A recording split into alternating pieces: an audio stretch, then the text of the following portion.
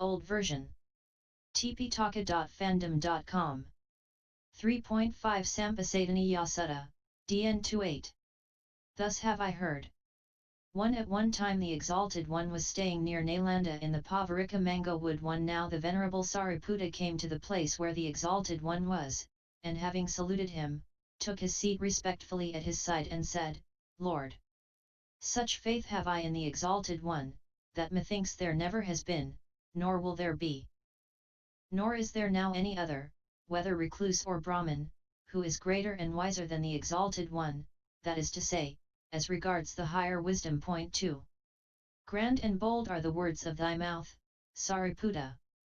Thou hast roared a veritable lion's roar in this that thou hast said.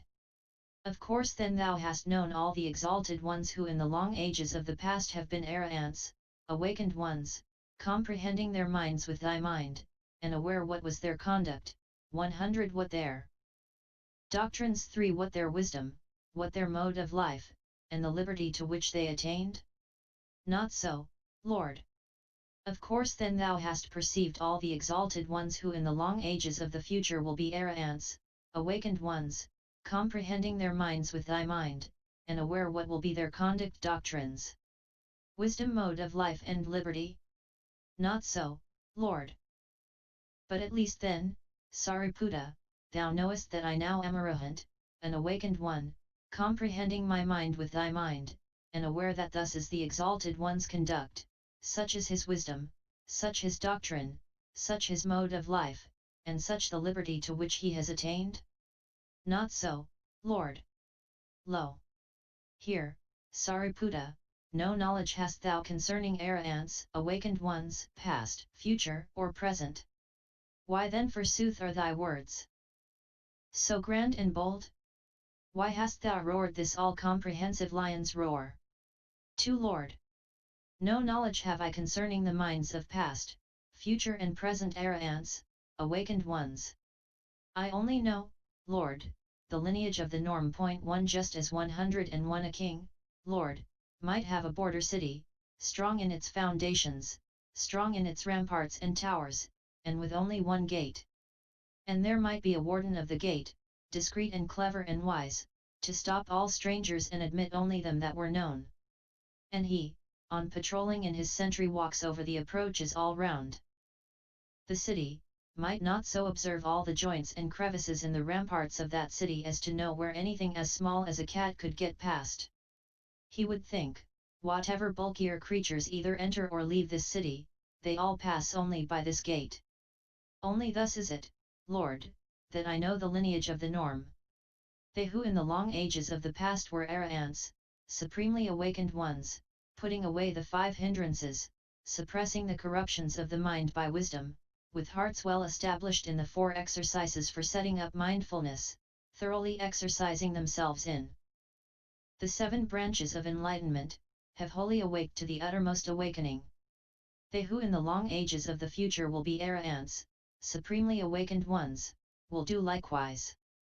And the Exalted One too, who now, Lord, is arahant supremely awakened, he too hath done likewise.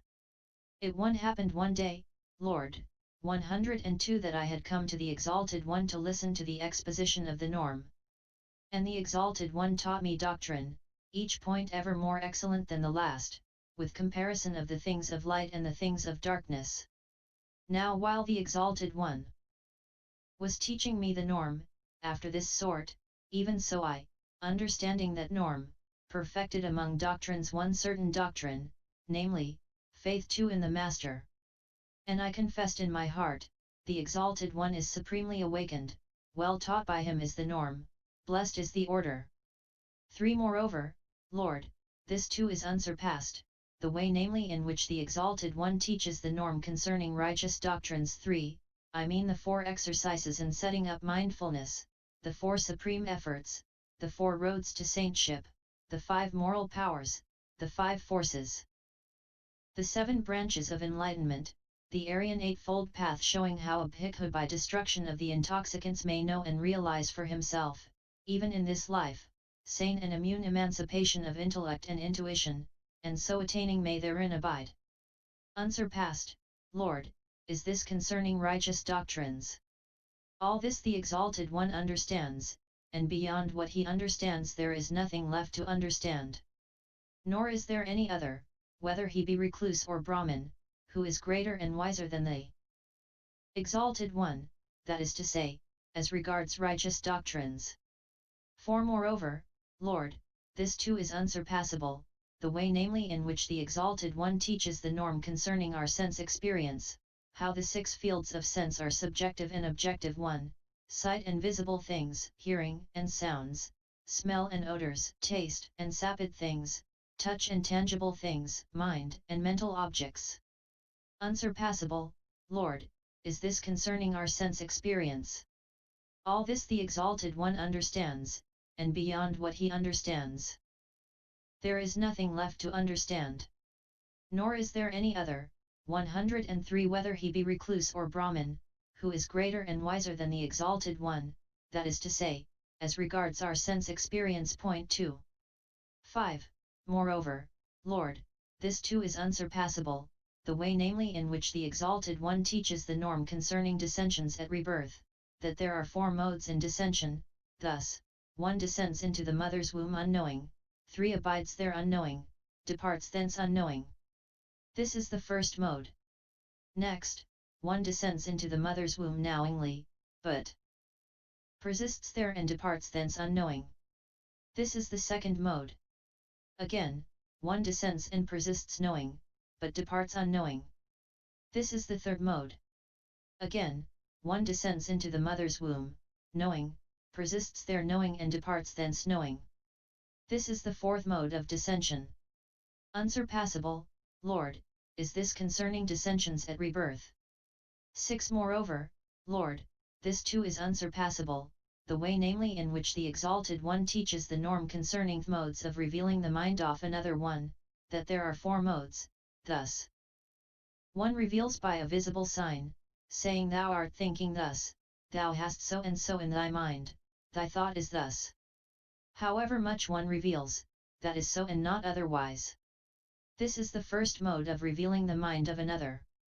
Again, 1 reveals thoughts not by a visible sign, but through hearing a sound uttered by humans or non-humans, yakhas, paisakas, or devas, and 1 says, thou art thinking thus, thou hast so and so in thy mind, thy thought is thus. 1 however much 1 reveals, that is so and not otherwise. This is the second mode. Again, 1 reveals thoughts neither by a visible sign, nor through hearing a sound made by humans or non-humans or devas 104, but through hearing a rational sound made intelligently and deliberately. Point 3. And 1 says, thou art thinking thus, etc. as before.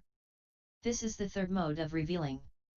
Again, 1 reveals thoughts in none of these ways, but when achieving concentration, without attention applied on occasion of sense, 1 then knows intuitively the thoughts of another. And 1 says, just according to the aim of the mental activity of this good person, even on such and such a thought will he next be directing his mind. And however much 1 reveals, that is so and not otherwise. This is the fourth mode. Unsurpassable, Lord, is this concerning the modes of revealing the mind of another. Point 1. 8. Moreover, Lord, unsurpassable is the way in which the Exalted One teaches the norm concerning the classification of individuals too, that there are 7 classes, to wit, freed both ways, freed by insight, having bodily testimony, having gained the view, freed by confidence, follower of wisdom, follower of confidence. Unsurpassable, Lord, are these terms for classes of individuals. 9. Moreover, Lord, unsurpassable is the way in which the Exalted One 106 teaches the norm concerning endeavor, that there are these 7 factors of enlightenment, to wit, the factors of mindfulness, examination of doctrine, energy, zest, serenity, concentration, and equanimity.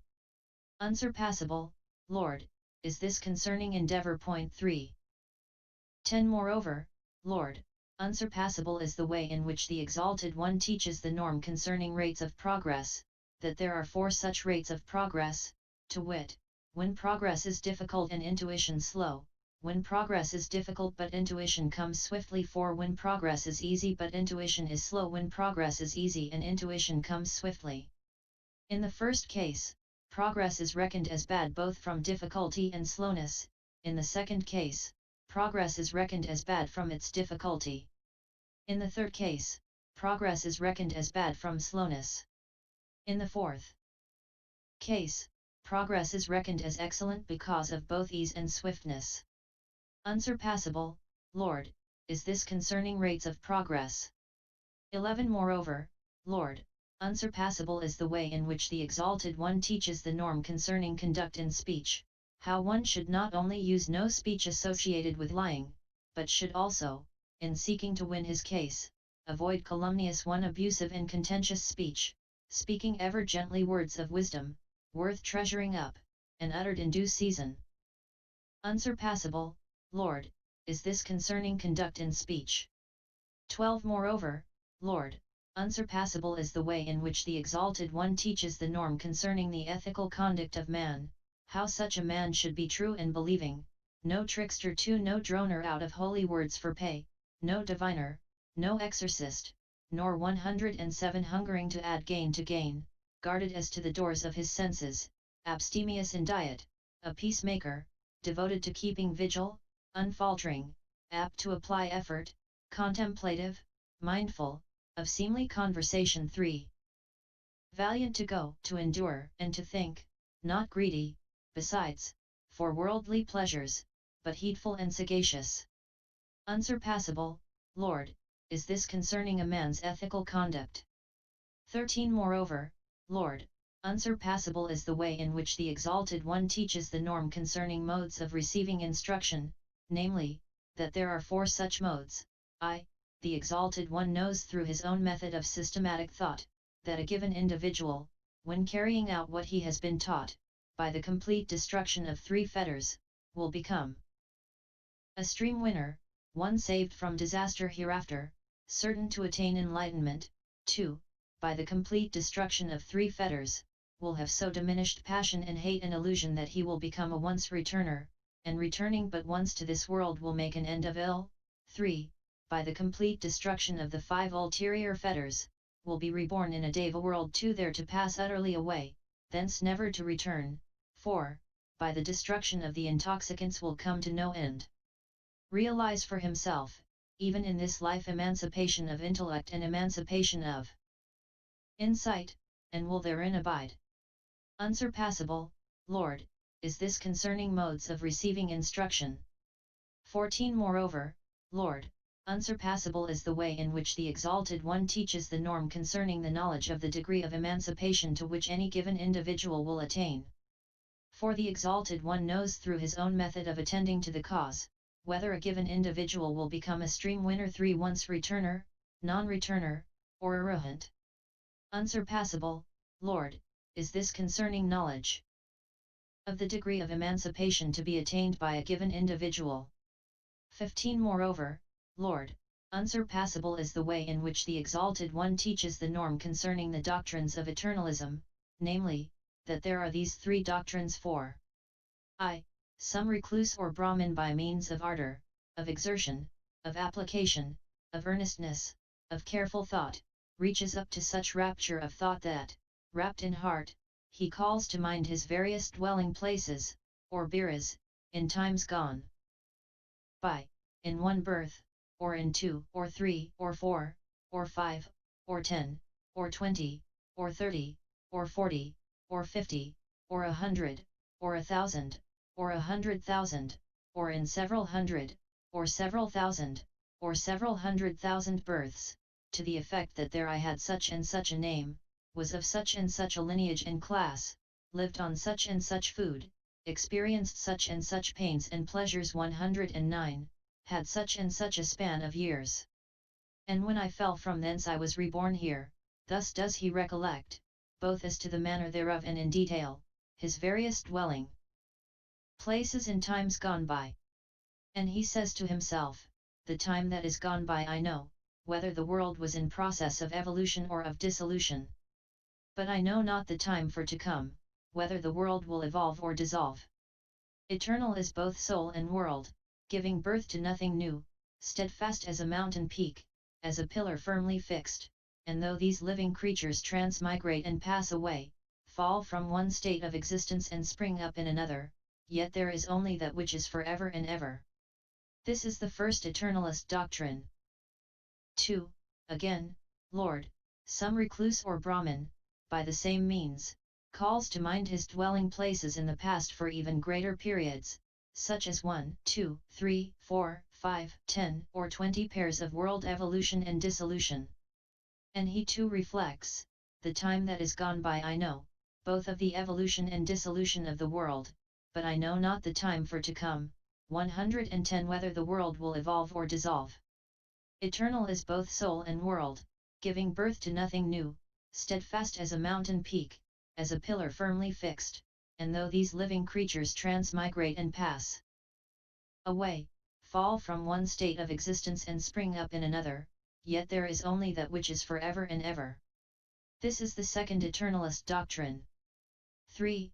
Again, Lord, some recluse or Brahmin, by the same means, calls to mind his dwelling places in the past for even greater periods still, even up to 40 world systems evolving and dissolving. And he too draws the same inference. This is the third eternalist doctrine. Unsurpassable, Lord, is this concerning eternalist doctrines.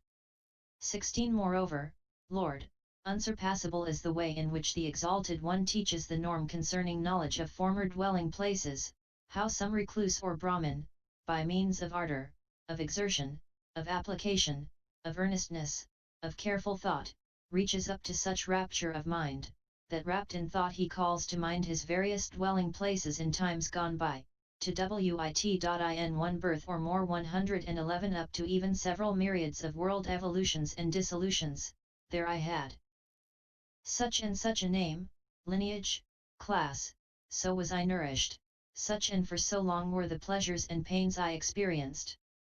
He calls to mind that deceasing thence he was reborn in such another place, where he was so and so, faring after such and such a sort, that deceasing thence he was reborn here. Thus does he recollect, both as to the manner thereof and in detail, his various dwelling places in times gone by.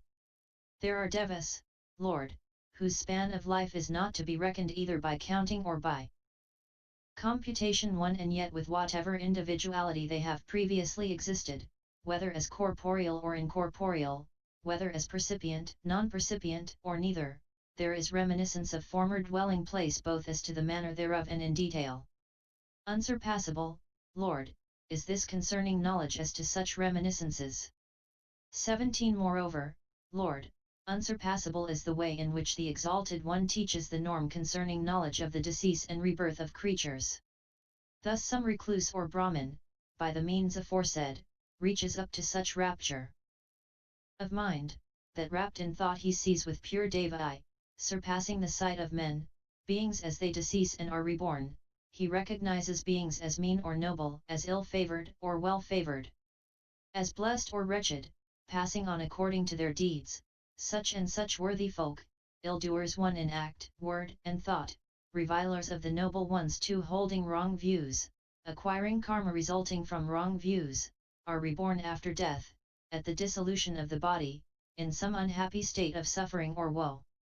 But such and such worthy folk, well-doers in act and word and thought, not revilers of the noble ones, holding right views, acquiring karma resulting from right views, are reborn after death, at the dissolution of the body, 112 in some happy state in heaven. Thus with the pure deva eye, surpassing the sight of men, does he see beings deceasing and being reborn. Unsurpassable, Lord, is this concerning knowledge of decease and rebirth. 18 Moreover, Lord, unsurpassable is the way in which the Exalted One teaches the norm concerning modes of supernormal power, that there are two modes, to wit, I, supernormal power which is concomitant with the mental intoxicants and with worldly aims. This is called ignoble power. 2. Supernormal power which is not so concomitant. This is called noble power.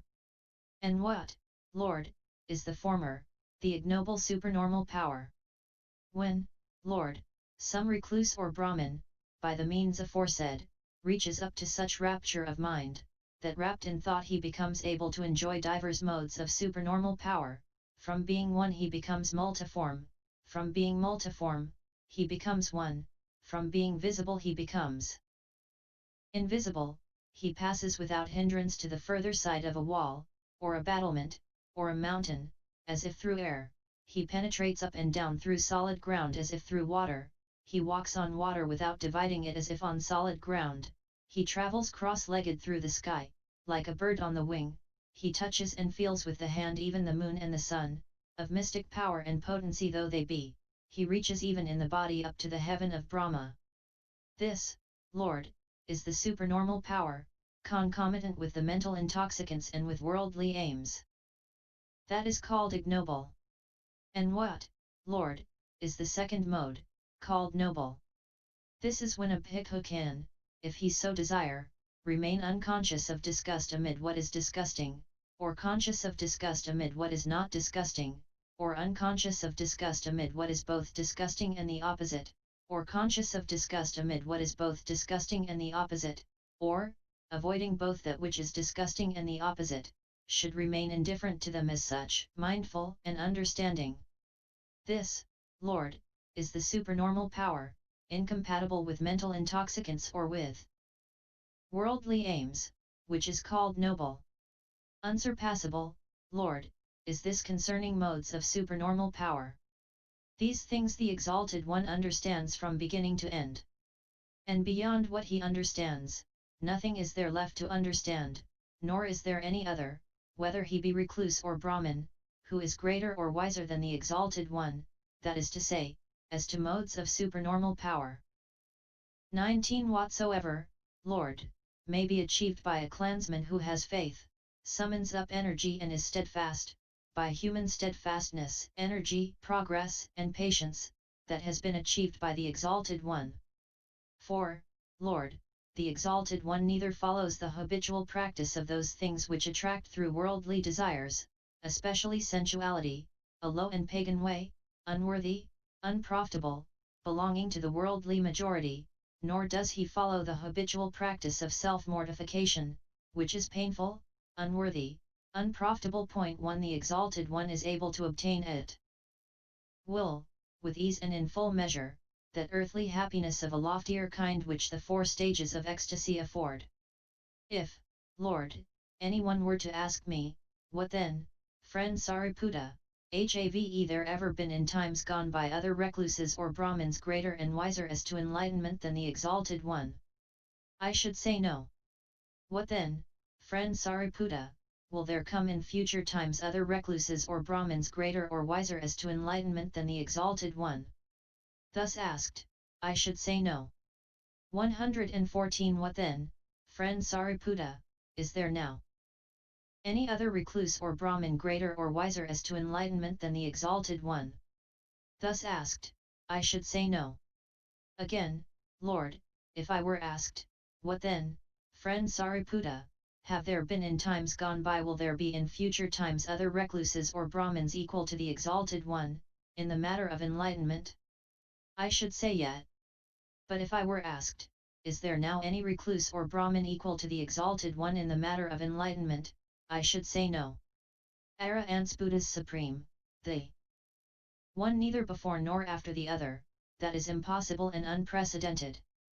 That cannot be. Should I, Lord, answering my questioners thus, be stating the doctrine of the Exalted One, and not misrepresenting him by what is not fact? Should I be stating doctrine in conformity with the norm, and would no orthodox disputant find occasion for blame herein? Of a truth, Sariputta, hadst thou been asked such questions and thus hadst answered, thou hadst stated my doctrine, and hadst not misrepresented me by what is not fact. Thou hast stated doctrine in conformity with the norm, and no orthodox disputant could have found occasion for blame therein. 20 When they had thus spoken, the Venerable Udayan too said to the Exalted One, Wonderful, Lord, marvelous, Lord, is it to behold how self-contained, serene, and resigned is the Tathagata, when he who is so mighty and powerful will not proclaim himself. 3. If any wanderers of independent doctrines were to discern in themselves even one of such matters, they would flourish around a banner because of it. Wonderful, marvelous is it to behold how self-contained, serene, and resigned is the Tathagata, when he who is so mighty and powerful will not proclaim his own virtues. Take note of this then, Udayan, that this is so, and that if wanderers teaching independent doctrines were to discern in themselves even one such quality, they would flourish around a banner about it. Take note of this. 21. Then the Exalted One addressed the Venerable Sariputta, wherefore thou, Sariputta, shouldst often discourse on this matter to both brethren and sisters, laymen and lay sisters. Whatever foolish ones there be who will feel doubt and hesitation concerning the Tathagata, when they have heard such discourse, even they too will banish their hesitation and their doubt. On this wise did the Venerable Sariputta make known his faith before the Exalted One. Hence the title The Faith That Satisfied is another name for his confession. Here ends the 5th Sutta, The Faith That Satisfied. HD